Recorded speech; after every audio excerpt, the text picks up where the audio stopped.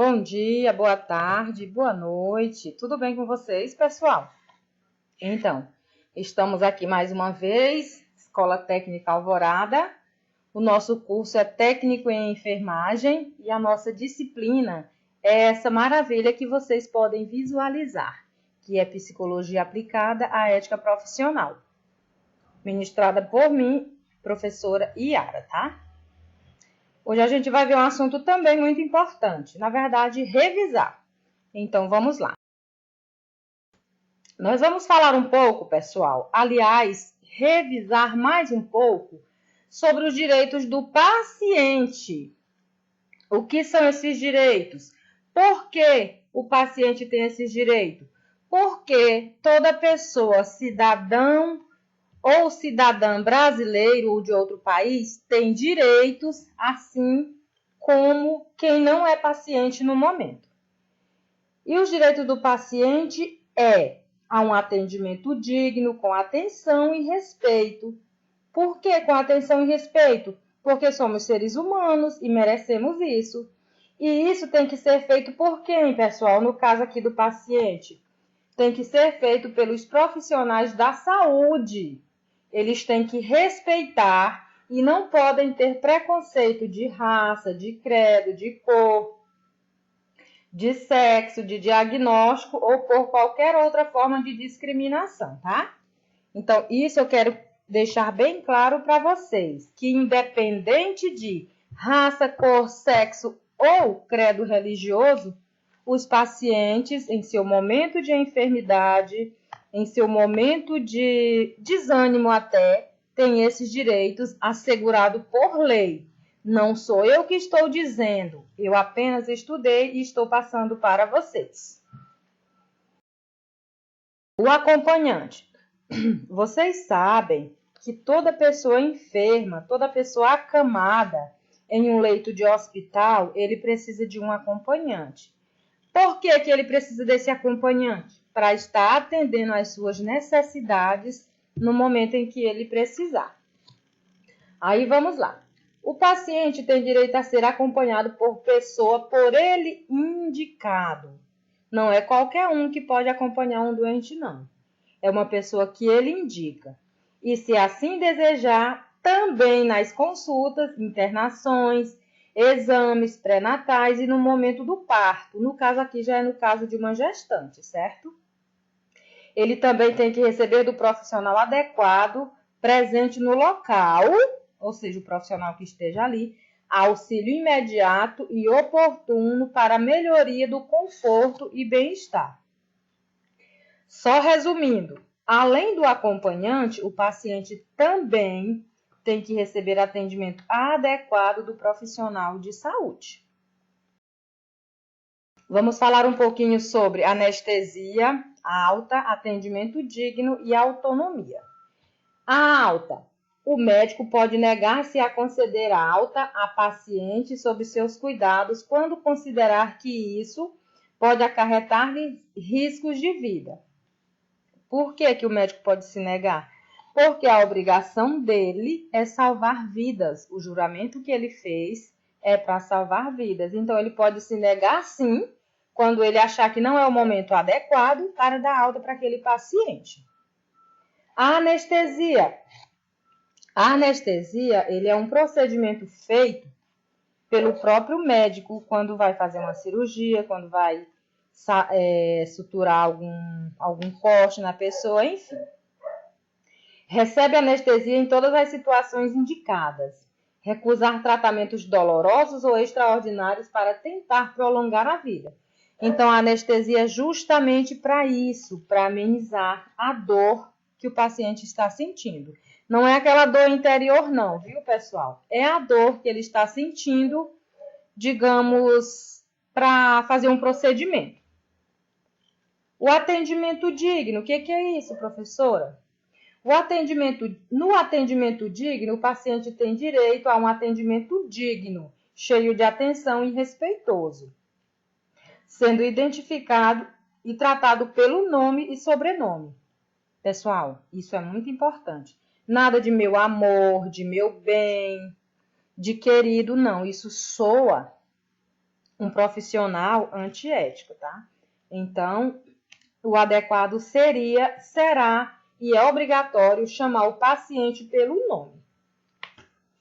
Bem na autonomia, a autonomia, ela pode consentir ou recusar-se de forma livre e voluntária e esclarecida, com adequada informação, procedimento diagnóstico ou terapêuticos a serem neles realizados.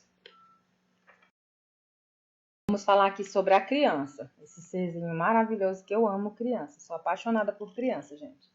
A criança ao ser internada terá em seu prontuário a relação das pessoas que poderão acompanhá-la integralmente durante o período de internação. Então, para vocês verem que aqui já é um pouco diferente de lá atrás. Lá atrás, o paciente pode indicar. A criança não, a criança tem que ter no prontuário as pessoas adequadas que pode lhe acompanhar durante o período de internação. Geralmente isso é feito, aliás, pela mãe ou por uma tia mais próxima, uma tia que tenha mais afinidade com essa criança. Os exames. É vedada a realização de exames compulsórios sem autorização do paciente, como condição necessária para a internação hospitalar. Exames pré-admissionais ou periódicos e ainda em estabelecimentos prisionais e de ensino. É vedada o quê, pessoal? É proibida a realização de exames compulsórios, ou seja, exame para ser feito só por fazer, e ainda mais sem a autorização do paciente. A gravação. Isso para mim é novo. Eu não sabia que podia, mas segundo o que consta aqui no nosso material, pode ser realizado sim. Durante a consulta, o paciente pode gravar toda a consulta que ele está fazendo com o médico. Por que ele pode fazer isso? Porque, porventura, o paciente pode sofrer alguma amnésia e não conseguir lembrar do que foi dito pelo profissional de saúde durante a sua consulta. Vamos falar um pouquinho sobre a identificação. Isso aqui não cabe somente na área da enfermagem, não, gente. Isso cabe também em qualquer setor de trabalho. Quando você é identificado, eu como paciente, você como paciente, se sente mais à vontade quando chega em um local que o funcionário, a funcionária está identificado. Eu acho que a identificação mais fácil que nós vemos no dia a dia, no nosso cotidiano, é a identificação dos profissionais de saúde, porque automaticamente, quando você vê uma moça, um rapaz, um homem, uma mulher, de jaleco branco, de roupa branca, vem na sua cabeça imediatamente que ele é o quê? Ele é um representante da saúde. Mas geralmente tem também crachá, tem o nome exposto da pessoa no peito, do lado esquerdo. Enfim, são identificações que você observa logo na entrada do estabelecimento de saúde. Vamos falar um pouquinho sobre uma coisa bem desagradável, que é a morte, e depois sobre a pesquisa. A morte. O paciente tem o direito de optar pelo local de morte. E isso é conforme uma lei estadual válida para os hospitais do estado de São Paulo. Não é aqui com a gente, não. Na aula, eu dei o meu ponto de vista, que não tem como a gente escolher. A Viviane falou assim, professora, mas eu acho que é nos casos da pessoa ter um câncer, da pessoa ter uma doença que não tem cura. E aí ela escolhe o lugar que quer morrer. Se é no hospital ou se é no leito da sua própria casa, no seu próprio domicílio. Eu acho que é o caso de eutanásia, que acontece muito, né? Ou então, nesses países que tem pena de morte. Eu uma vez assisti uma reportagem que um cara lá estuprou uma criança e ele foi condenado à pena de morte. E antes de aplicarem a injeção letal nele, ele tinha direito a um pedido. E eu lembro como se fosse hoje. O pedido dele foi um almoço. Ele pediu peito de frango, salada, arroz, feijão e batata frita. E ele fez aquela última refeição da vida dele. E logo após, colocaram ele numa cadeira e colocaram soro. E naquele soro, aplicaram a injeção letal, que foi direto para a veia, claro, né? E aí depois para o coração. E por fim ele morreu. Então, nesse caso, aquele ser humano escolheu o local de morte dele, que foi na cadeia. Ele morreu lá numa sala muito especial. A pesquisa. A pesquisa tem que ser prévia e expressamente informada. Então, eu não posso pesquisar uma coisa sem autorização do meu paciente, no caso, né? Quando o tratamento proposto for experimental ou fazer parte de pesquisa, que deve seguir rigorosamente as normas regulamentadoras de experimentos com seres humanos no país a ser aprovado pelo Comitê de Ética em Pesquisa do hospital ou instituição. Geralmente, essas pesquisas são feitas em ratos e camundongos, certo? Eu dou um exemplo bem atual, que a gente está vivendo no momento, que é o caso do novo coronavírus. Eu estou acompanhando nos telejornais as várias pesquisas que eles estão fazendo para descobrir a vacina que cura esse coronavírus. E eles estão fazendo os testes em quem? Em animais. Mas, se não me falho a memória, eu acho que ele já fez em seres humanos. Ou, outro dia eu também vi uma reportagem onde um determinado laboratório, em São Paulo mesmo, estava oferecendo 20 mil reais a quem tivesse a coragem de testar a vacina para esse novo coronavírus. Então, fazem isso por quê? Porque eles têm que ter a autorização do próprio paciente para fazer essa pesquisa, para fazer uma testagem. Vamos falar aqui sobre o prontuário e receituário. O que é o prontuário, pessoal? Para que serve o prontuário? Para ter acesso a qualquer momento ao seu prontuário médico, recebendo por escrito o diagnóstico e o tratamento indicado com a identificação de nome do profissional e o número de registro no órgão de regulamentação e controle de profissão. Então, esse prontuário, o paciente tem direito de ter acesso a ele no momento que ele quiser. Mas, claro, tudo regulamentado. Porque não é porque eu estou doente, esteja internada, que me deu vontade de ver o prontuário e eu vou dizer, traz lá meu prontuário. Claro que não, gente. Tudo a gente tem que agir de forma educada. Eu desconheço essa pessoa, pode até ter. Eu desconheço essa pessoa que agiu com educação para não ter conseguido as coisas. Então, é praticamente isso o prontuário. O prontuário é ter acesso a qualquer momento ao medicamento que ele é passado e como ele está de saúde. Recusa e respeito.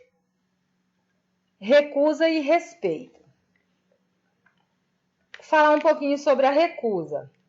O paciente pode desejar não ser informado do seu estado de saúde, ao contrário de mim.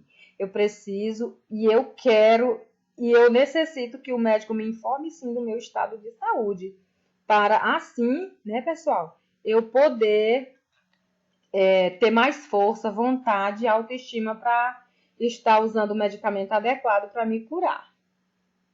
Lá no respeito. Respeito, eu acho essa palavra muito linda, eu acho essa palavra bem plausível em todos os momentos da nossa vida, porque geralmente quem respeita exige o respeito, né?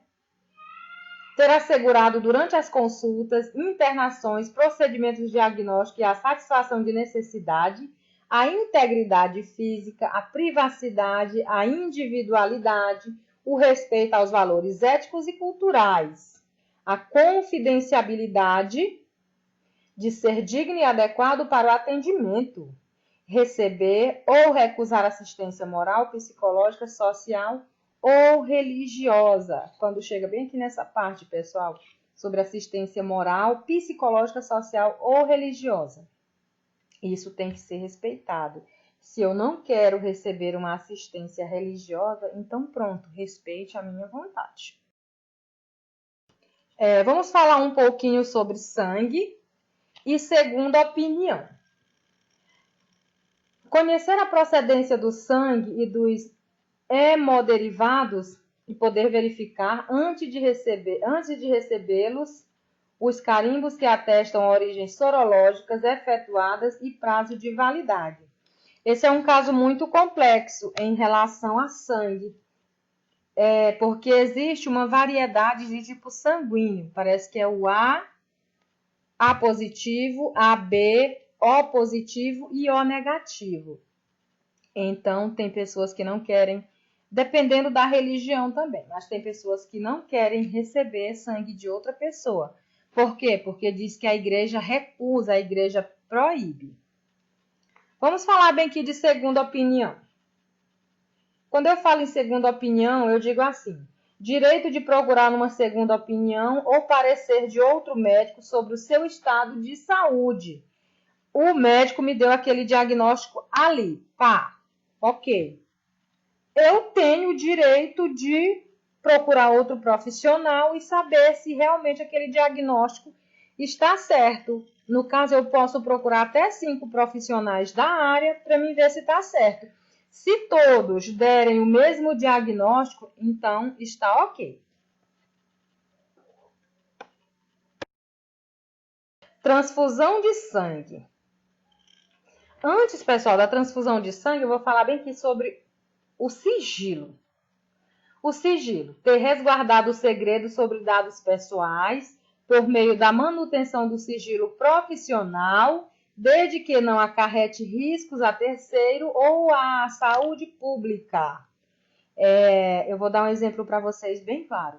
Tinha uma moça no posto que fica perto da minha casa que fazia prevenção nas mulheres, nas meninas.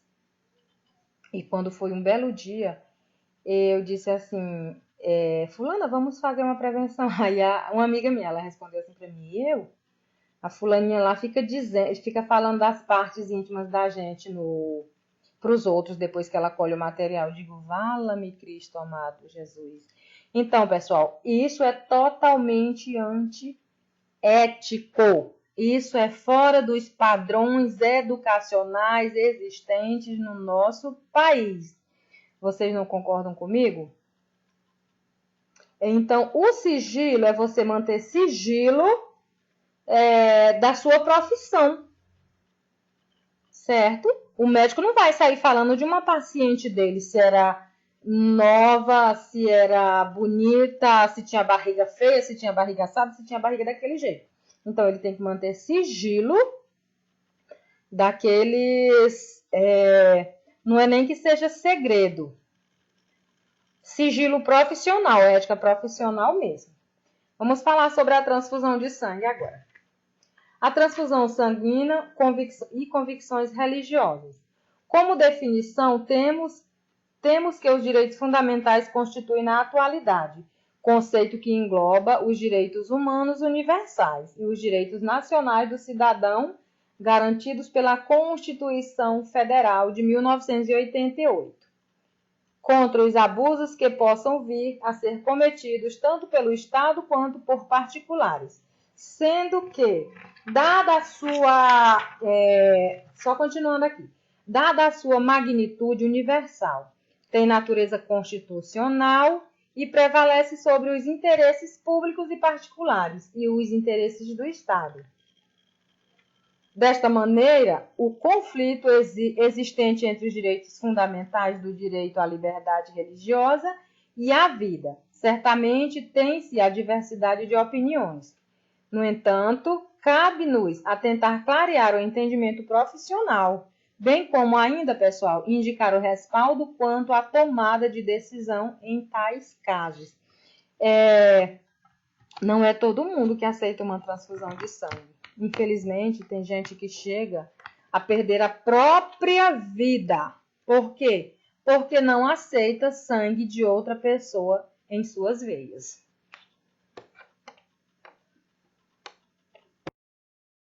falar aqui agora sobre liberdade de religião. O que é isso, pessoal? Liberdade de religião. É você ter a liberdade de escolher o que você quer seguir conforme a religiosidade. Uma das liberdades básicas do indivíduo é essa, e ela é constituída de uma escolha existencial que deve ser respeitada pelo Estado e pela sociedade.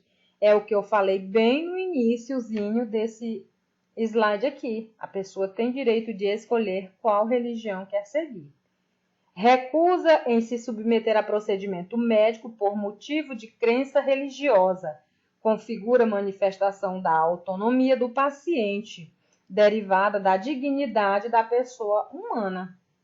Aí tem mais. Para a gravidade da recusa de tratamento, sobretudo quando presente o risco de morte ou de grave lesão, exige que o consentimento seja genuíno. O que quer dizer genuíno? Que venha da própria pessoa.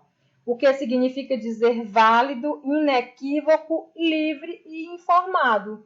Ou seja, segundo o parecer, recusa a determinados tratamentos médicos em nome de convicção religiosa.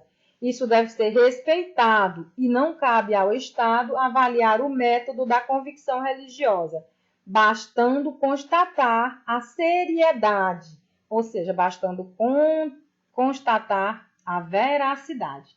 Em palavras, o que interessa não será o certo ou o desacerto do dogma sustentado pelas testemunhas de Jeová, mas sim o direito ostentado por cada um de seus membros, de orientar sua própria vida segundo esse padrão ético ou a qualquer momento, segundo sua própria convicção.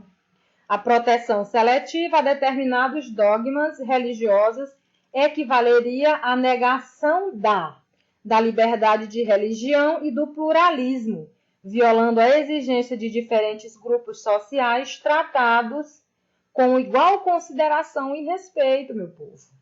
A única avaliação legítima de que pode cogitar diz respeito à seriedade do fundamento religioso, ou do que pode ser razoavelmente qualificado como religião.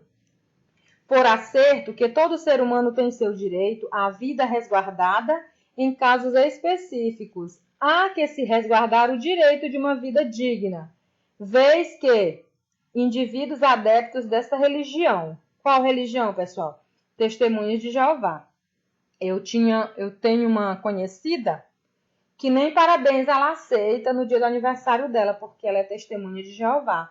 Não respeita sábado, não respeita domingo, não respeita dias santos e feriados, nada. Ela vai aí diretão. Por quê? Porque ela é testemunha de Jeová, tá? Aceitem a se submeter a todo o ensinamento que lhes é ministrado, sob pena até mesmo de ser excluído em caso do descumprimento de tais preceitos, o que poderia causar-lhes irreparáveis danos à moral, além do dano religioso, bem como existencial. Por acerto que todo ser humano tem o seu direito à vida resguardado, em casos específicos. Há que se resguardar o direito de uma vida digna, vez que indivíduos adeptos desta religião aceitam e se submetem a todo ensinamento que lhes é ministrado, sob pena até mesmo de serem excluídos em caso de descumprimento de tais preceitos, o que poderia causar-lhes irreparáveis danos, além do dano religioso, bem como existencial, certo? Então, só para finalizar, todo ser humano tem direito à liberdade de pensamento, consciência e religião. Direito inclui a liberdade de mudar de religião ou crença, e liberdade de essa religião ou crença pelo ensinamento, pela prática, pelo culto em público ou particular. Então, é praticamente isso, pessoal, a questão da liberdade de religião. É você ter a liberdade de escolher a sua própria religião. Desta forma, levando-se em consideração a liberdade de religião, além da autonomia de vontade que tem todo ser humano, bem como o mandamento constitucional, onde consta que ninguém é obrigado a fazer ou deixar de fazer alguma coisa em virtude de lei. O que tem que fazer? Termos que não seria possível obrigar o paciente a se submeter a uma transfusão de sangue, vez que a recusa é seriamente motivada em suas convicções.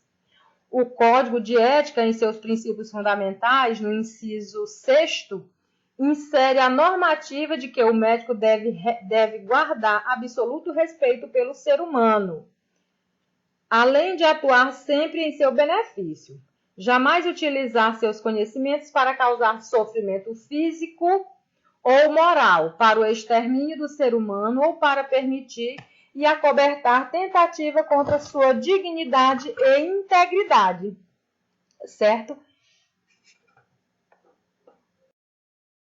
Então, pessoal, essa foi a nossa revisão sobre os direitos do paciente. Eu espero que os que tinham dúvida, essas dúvidas tenham sido esclarecidas, essas dúvidas tenham sido sanadas agora durante a apresentação desse slide em forma de videoaula. A mensagem que eu quero deixar para vocês hoje, agora, nesse momento, é essa que vossos olhos apreciam, que é: um dia você ainda vai olhar para trás e ver que os problemas eram, na verdade, os degraus que te levaram à vitória. Olha que coisa interessante esse tanto de livro. Mais uma vez eu bato na mesma tecla.